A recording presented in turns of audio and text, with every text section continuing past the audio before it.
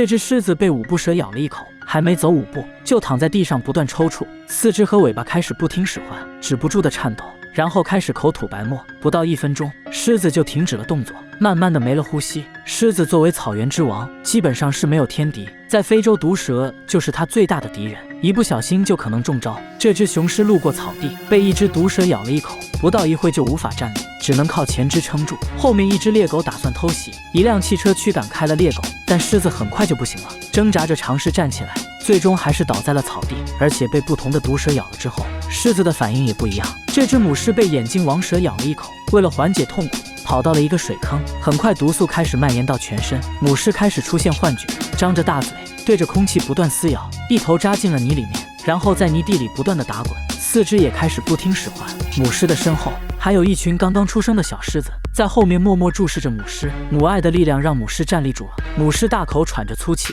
以此来减轻自己的痛苦，但被毒蛇咬了，基本没有生还的可能，等待母狮的只有死亡。狮子作为猫科动物，并没有其他猫科动物的敏捷，所以狮子经常中招，在毒蛇面前力量也没有用。